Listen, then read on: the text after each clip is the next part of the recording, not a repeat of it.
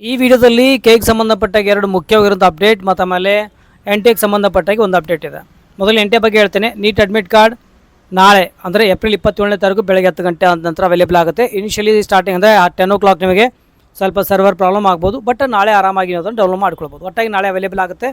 X ಖಾತೆಯಲ್ಲಿ ಏನಪ್ಪ ಅಂದ್ರೆ 8ನಿಂದ ಇದು ಅಫಿಷಿಯಲಿ ಅನೌನ್ಸ್ ಆಗಿದೆ. ಈಗ ನಾವು ಕೆಗೆ ಬರೋಣ. ಕೆ ಮೊದಲನೇ ಅಪ್ಡೇಟ್ ಹೇಳಬೇಕಂದ್ರೆ ಅದು ಗುಡ್ ನ್ಯೂಸ್ ಅಂತ ಹೇಳ್ಬೋದು. ಕೃಷಿ ಕೋಟಕ್ಕೆ ಸಂಬಂಧಪಟ್ಟಾಗೆ 29 ಏಪ್ರಿಲ್ ಏನು ಪರೀಕ್ಷೆ ಇತ್ತು ಅದನ್ನು ಮುಂದೂಡಲಾಗಿದೆ.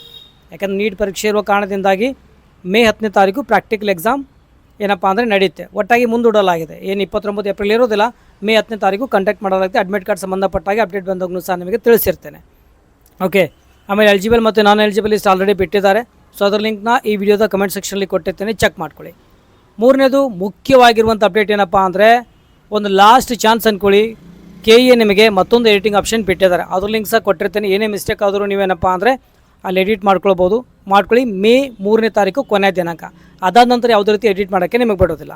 ಓಕೆ, ಚಾನಲ್ಗೆ ಸಬ್ಸ್ಕ್ರೈಬ್ ಮಾಡಿ, ವಿಡಿಯೋನ ಲೈಕ್ ಮಾಡಿ. ಅಪ್ ಟು ನಿಮಗೆ ಅಡ್ಮಿಷನ್ ಆಗೋವರೆಗೂ ನಾನು ನಿಮಗೆ ಗೈಡ್ ಮಾಡ್ತಾ ಹೋಗ್ತೇನೆ. ಓಕೆ, ಚಲೋ, ಟೇಕ್ ಕೇರ್, ಬಾಯ್.